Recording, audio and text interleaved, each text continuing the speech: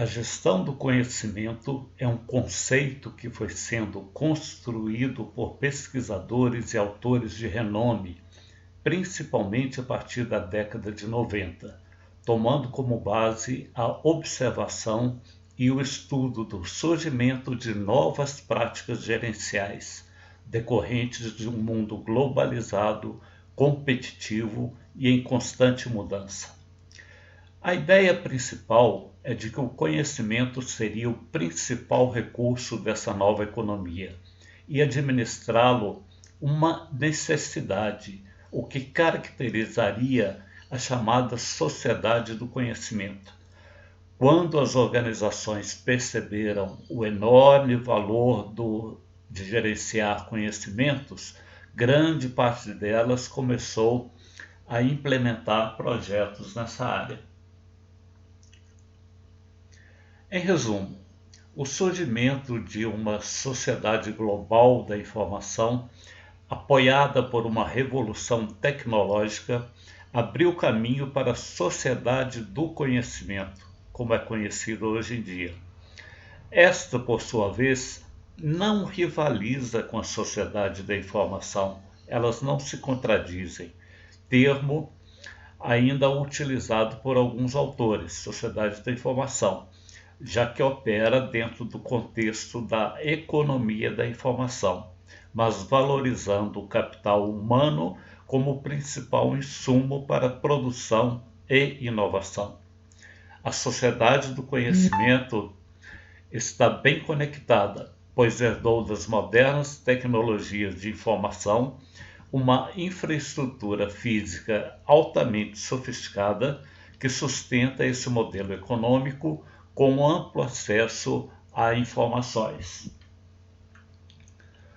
Por outro lado, há que se ter algumas precauções, pois essas mesmas tecnologias geraram um excesso de informação que não necessariamente pode ser convertido em fontes de conhecimento adicional. Os aplicativos para tratamento de informações têm suas limitações, o que demanda dos trabalhadores habilidades críticas para diferenciar entre informações que agregam valor ao negócio das que não têm utilidade ou aplicabilidade para a empresa. Este é apenas um entre outros grandes desafios a serem enfrentados pela gestão do conhecimento, e não daremos todas as respostas aqui, o que seria impossível frente à singularidade dos casos, nos propondo então a apresentar uma visão geral dessas práticas organizacionais.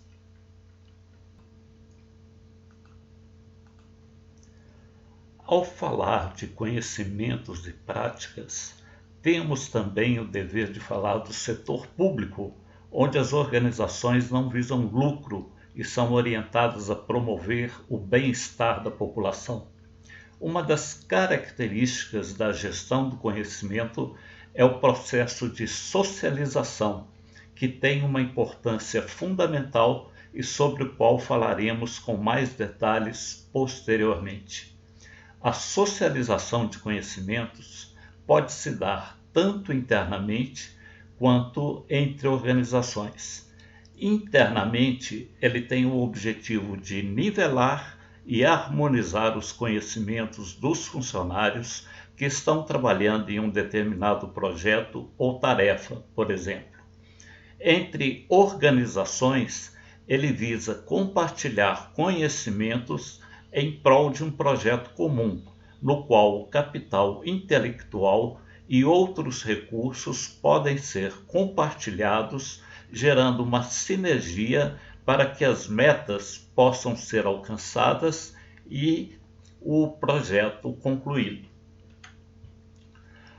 Outra possibilidade é a transferência de conhecimento sobre um projeto, um serviço, uma mudança de processos, uma maneira de fazer as coisas que tenha dado certo em um determinado órgão e possa ser transferido para outro, de modo que tanto os servidores quanto a população possam usufruir dos benefícios advindos da aplicação de conhecimentos.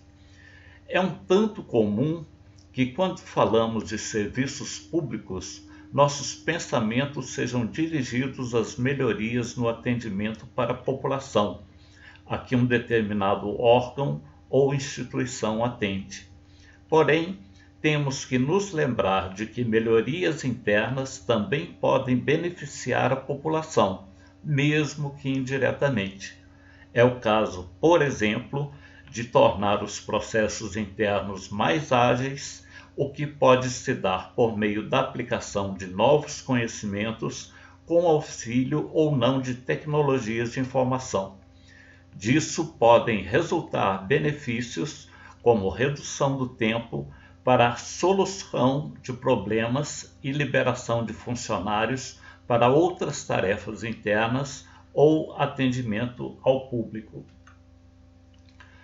Se pensarmos a sociedade do conhecimento como um fenômeno global, um de seus objetivos deveria ser o de utilizar os conhecimentos disponíveis da sociedade como um todo para melhorar as condições de vida das populações menos favorecidas, tanto de nosso país como do mundo em geral. Em uma época que falamos tanto sobre sustentabilidade, ainda são poucas as iniciativas de programas de conhecimento ligados à alimentação, à saúde e à educação, principalmente. Normalmente, esse trabalho é desenvolvido por ONGs sustentadas por fundos humanitários, às vezes com participação de governos, mas é necessário que essas ações sejam intensificadas e levadas a regiões de maior carência. Antes de avançarmos no tema, precisamos definir o que é conhecimento, o que não é uma tarefa fácil, uma vez que existe um ramo da filosofia, por exemplo, a epistemologia, dedicado justamente a compreender o que é conhecer, só que de uma forma generalizada.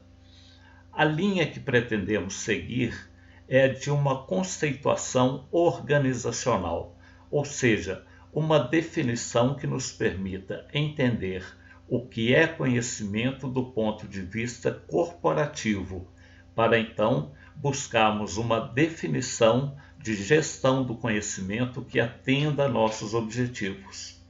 A próxima etapa nas aulas seguintes será compreender como se dá a criação de conhecimentos, para então verificarmos como ele pode ser gerenciado e se insere dentro das empresas, suas principais características e as práticas que contribuem para melhores resultados organizacionais. Muitos autores se valem da comparação entre dado, informação e conhecimento, destacando suas diferenças e até eventuais semelhanças para chegar a uma definição de cada um deles. Em nosso caso, a intenção é definir conhecimento a partir de dados e informações. No contexto organizacional, dados podem ser descritos como registro estruturado de transações. Volumes e valores de compras podem servir de exemplo. Vamos supor que eu seja um exportador de soja e comprei algumas toneladas de um produtor a um determinado preço.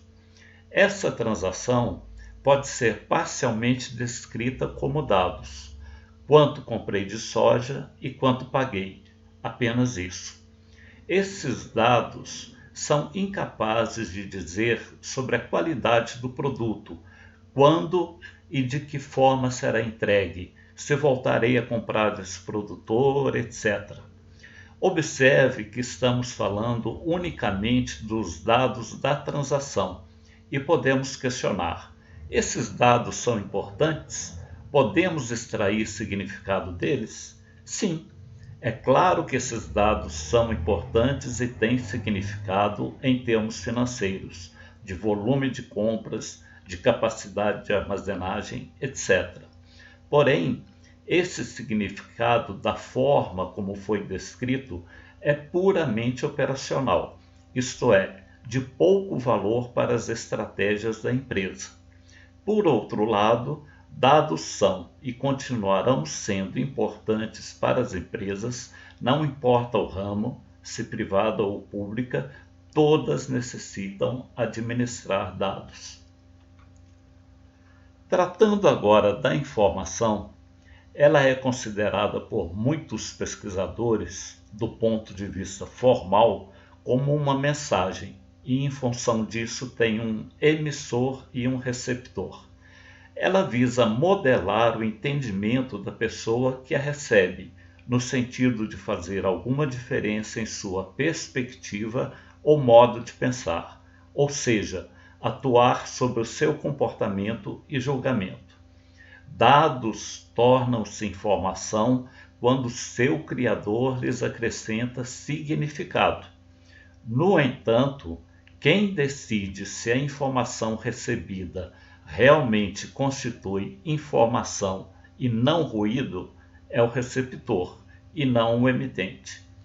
Com o avanço das tecnologias, a quantidade de informações que uma empresa tem que lidar cresceu enormemente, principalmente as geradas por aplicativos, o que demanda um sistema de gerenciamento de modo que as informações corretas cheguem às pessoas certas, no formato e quantidade exata para que elas auxiliem nos processos de tomada de decisão. O conhecimento, do ponto de vista funcional e corporativo, é definido por Davenport e Prusak como: conhecimento é uma mistura fluida de experiência condensada, valores, informação contextual e insight experimentado, a qual proporciona uma estrutura para a avaliação e incorporação de novas experiências e informações. Ele tem origem e é aplicado na mente dos conhecedores. Nas organizações, ele costuma estar embutido não só em documentos ou repositórios, mas também em rotinas, processos, práticas e normas organizacionais. Escolhemos a definição desses autores, entre dezenas de outras, por acreditarmos que ela abarca a maioria dos conceitos que desejamos tratar. Por mistura fluida, devemos compreender que todo esse conjunto de atributos que o compõe tem a flexibilidade necessária para avaliar e incorporar novas experiências e informações que surgirem ao longo da vida corporativa.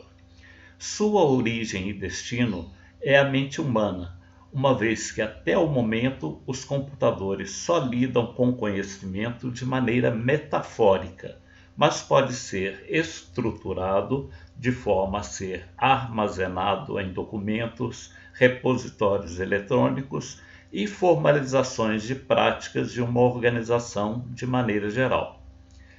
Essa definição, por si só, já remete a uma ideia do que denominamos gestão do conhecimento, mas trata-se de um campo tão amplo que qualquer definição que escolhermos já trará consigo suas próprias limitações. Deepak, 2005, afirma que não há uma definição universal para a gestão do conhecimento, simplesmente porque não se chegou a um consenso do que seja conhecimento. Ele então descreve sua definição em um contexto amplo. Gestão do conhecimento é o processo pela qual as organizações geram valor a partir de seus ativos de conhecimento e intelectuais. Gerar frequentemente valor a partir desses ativos significa compartilhá-los com os funcionários e até mesmo com outras empresas, para desenvolver melhores práticas. Vamos abrir um parêntese aqui para explicar do que se tratam ativos de conhecimento e intelectuais. Ativo, de maneira geral, são conhecidos como o conjunto de bens e direitos à disposição de uma entidade, ou seja, tudo que uma organização tem, medidos em valores monetários. Com o aparecimento da gestão do conhecimento, surgiu também o conceito de ativos intangíveis.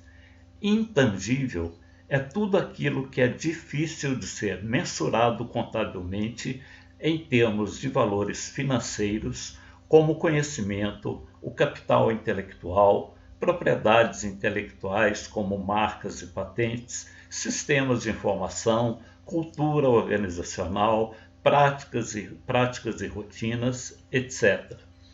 Acontece que, em empresas inovadoras como Nokia, Apple, IBM, Microsoft e muitas outras, os ativos intangíveis têm um valor tão grande que pode ultrapassar e muito até o próprio valor dos ativos contábeis. Talvez você não saiba, mas a Amazon, por exemplo, bem no início, antes de se tornar uma mega empresa da atualidade, fazia apenas comércio eletrônico de livros. E detalhe, ela não tinha bens nem livros estocados. Sua competência era atuar como intermediária entre as editoras e os clientes, e assim fazer as vendas. Era uma espécie de livraria virtual, como existem tantas hoje, mas a marca cresceu e ganhou enorme valor de mercado, só que intangível. Observe que uma boa carteira de clientes também pode significar um ativo intangível. A Amazon, obviamente, não é o único caso. Há anos a internet assiste ao constante nascimento de empresas virtuais.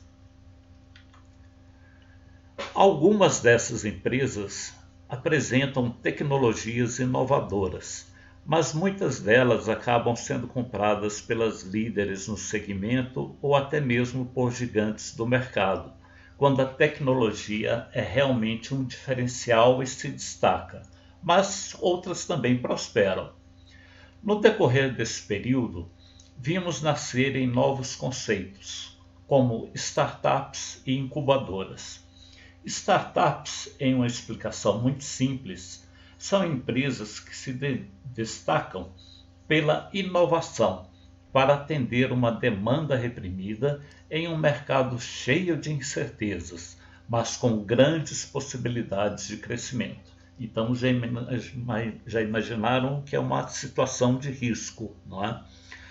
Já uma incubadora abriga empresas, incluindo startups, fornecendo infraestrutura, apoio gerencial, serviços de assessoria, de modo a dar segurança ao empreendimento.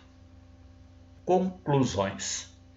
Uma definição única e completa do que seja gestão do conhecimento parece difícil de ser alcançada, uma vez que ela envolve muitas áreas de estudo, processos e é contextual, isto é, depende de como as empresas a praticam de acordo com suas necessidades.